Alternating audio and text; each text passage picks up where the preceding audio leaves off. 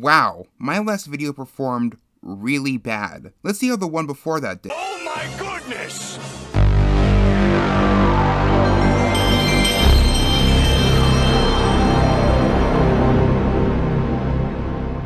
If you've been keeping up to date with the My Little Pony franchise recently, you would know that Hasbro has been slowly reverting back to their G4 branding, with them going as far as taking YouTube ad space to play full episodes of Friendship is Magic. I mean, why wouldn't they? G4 nostalgia is huge right now, vastly overshadowing the mismanagement of Generation 5, and trust me, that's going to get its own video in the future. This focus on solely trying to capture that second wind Friendship is Magic has attracted, some speculate on the possibility on Hasbro trying to revive the series, extending its life past the original 9 seasons. To say this would be a controversial move would be putting it lightly. Many fans were concerned about G4 overstaying its welcome already, in addition to prematurely putting an end to the newer generation that many might have become accustomed to. It just feels right to fans to move on already. But for Generation 5, there's really no way to help this sinking ship. Having two completely inconsistent animated series running parallel to one another is not going to make a satisfying enough show, especially considering much of G5 is heavily derivative of Friendship is Magic. In comparison, there's an argument to be made that G4 could have gone on for much longer. Despite how great the finale was, Friendship is Magic had a lot of dangling threads, parts of the world we never got to explore, and like I mentioned in my last MLP video, tons of missed potential. So if Hasbro and Warner Bros. Discovery wanted to come together to keep beating this dead horse, how should they go about it? Well, that's what I'm here to answer today. There are going to be 3 hard pills to swallow when it comes to tackling this challenge. 1. Your target demographic is no longer just little girls. Most of the audience returning to the series are now in their late teens to early adults, and encompass people of all gender groups. 2. An older audience knows when it's being advertised to, and knows when something is being forced into the show to sell a product. 3. To be successful, Hasbro needs to let go. The biggest issue facing Friendship is Magic throughout its run is a conflict of interest between its artists and its corporation. Elements of the series had to be drastically changed for the sake of a new toy Hasbro needed to push. Scenes or characters had to be censored to remain brand safe. Especially, any expressions of queerness had to be kept on the down low. And probably the most egregious issue is that it seems that any nuanced concepts were flat out rejected. During 2024's Windy City PonyCon, co-director of Friendship is Magic, Jim Miller, talked about a projected episode featuring Rarity learning about body positivity alongside the plus-sized character Will Nelly. Did they also have like a blacklist of characters you weren't allowed to have in like the backgrounds? Pooh Bell! Oh yeah, Pooh Bell. Pooh Bell was the chubby pony that was in that one episode. Whoa, Nelly? We wanted to do more with her because we loved her. She was a doodle that one of the designers did. It was Charmaine, right? Charmaine, who later worked on Craig of the Creek.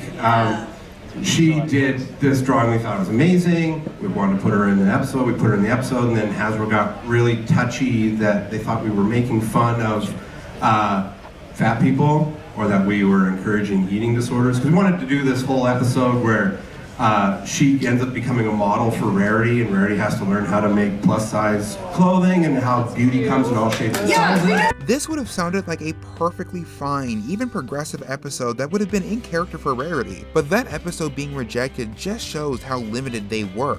I think to create a good sequel series, not only does control need to be relinquished to its creative staff, but also recognize this new wave of fans that were attracted, people who grew up with the series as a kid and are now rediscovering it. If you look at other revivals like Fiona and Cake, a sequel series to Adventure Time, they recognize the audience they had has grown up, and they decided to grow up with them, raising the age rating to make their new series something more geared towards a slightly older audience. It didn't go against the tone of the original series, it didn't jump the shark by being overly edgy, the higher age rating just gave the artists more wiggle room to do the things they wanted to but never could, which is exactly what I think a continuation of Friendship is Magic needs. What I would ultimately like to see is an anthology series that takes place in G4, that tells disconnected stories from across the timeline, to fill in gaps or let some characters have more time to shine. I think this would help the series feel fresh, as they are not bound to some status quo. Expand the scope of its concept so it's beyond the Friendship is Magic title. Maybe call it by the original pitch name Lauren Faust gave the series, My Little Pony Adventures. I don't know, I'm just spitballing ideas. To show you the potential a series like this could have, I'm going to pitch 20 episodes for a season, cutting 6 episodes from the traditional seasonal run as I expect these episodes to be slightly longer, and I encourage you all to give me your ideas in the comments below.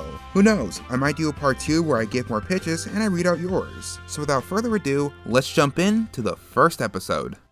Episode 1, Best Night Ever Part 2. Our premiere is meant to act as a second part to the Season 1 finale, with the main 6 and Spike not letting their bad experience at the Grand Galloping Gala spoil their night, spending the time they have together living young, wild, and free. This episode is just supposed to be a vibe, a strong display of character dynamics. Episode 2, Cutie Mark Crusaders Forever. Taking us into the future, this episode follows the CMC in their early adulthood, as they face a particularly unique challenge, adult ponies who never got their cutie marks, altering their perspective on what makes each pony unique. Episode 3, The New 6. I feel as if the young 6 were not given the justice they deserve, so an episode to help flesh them out is more than warranted. We would get to see their connections to the elements of harmony, with them even discovering their own unique elements that define them, basically showing us the events that happened in that mural in the series finale. Episode 4, True Trixie's Soul Rebel. An in-depth look at Trixie's family life and why she's been on her own for so long. This episode also would look at Trixie's implicit trans identity, something that has taken the fandom by storm. Episode 5, The Pegasus at Heart. A simple Cadance origin story that explains how she became an alicorn as well as her connection to the Crystal Empire. Speaking of which, Episode 6, How Flurry Heart Got Her Groove Back. This will show us Flurry Heart's future and how she came into her own as a princess, combating her privilege as a Nepo baby to fully understand the responsibility of her mother. Episode 7, Zap Apple Season. Taking place right after the series finale before the time skip, it highlights the developing romantic relationship between Rainbow Dash and Applejack that led to their implicit marriage in the finale, showing the complications of a friendship becoming more intimate. Episode 8, Whoa Nelly's New Look. This is that rejected body positivity episode I talked about, with Birdie trying to find a way to bring out the beauty in every pony, even if it doesn't fit traditional beauty standards. Episode 9, The Rise, Fall, and Rise Again of Derpy Hooves. This episode is meant to give a definitive and satisfying end to the character of Derpy, finally fully embracing her and detailing her history that was laid out in the background of many episodes. From being an experienced flyer, to falling behind due to a disability with her sight, and then rising above it and not letting that ruin her life. Episode 10,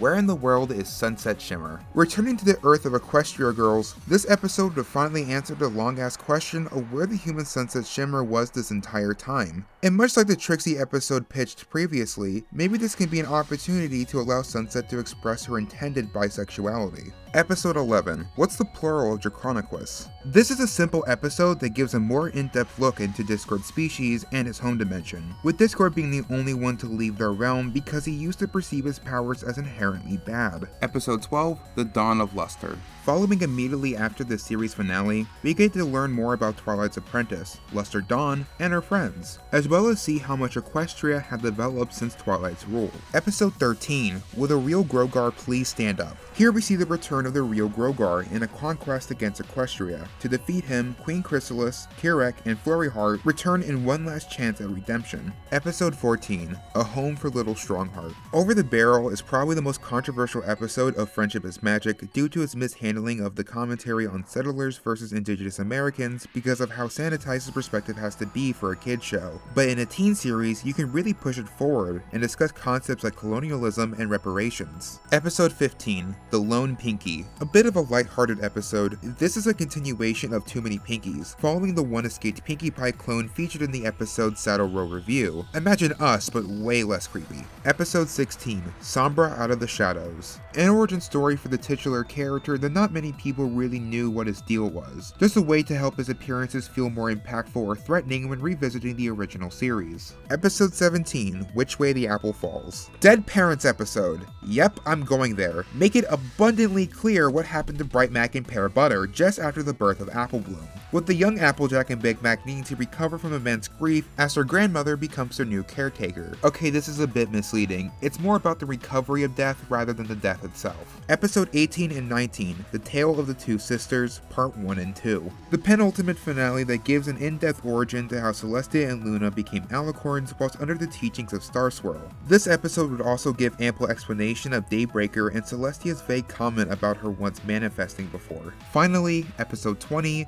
Twilight Twilight's Lament. The hardest rule of life isn't just change, but permanent change. Yes, this episode is about Twilight's own immortality and her coming to terms with the fact that one day she will outlive her friends. We get to see how Celestia and Luna dealt with it, and Twilight learns not to shut herself off from her friends out of fear, but to appreciate all the time she has left.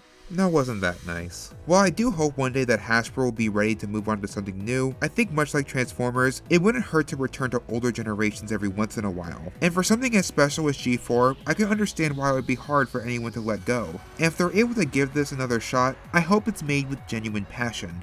That's all I have for today. Thank you all for watching. I've been May, and I'll see you next time.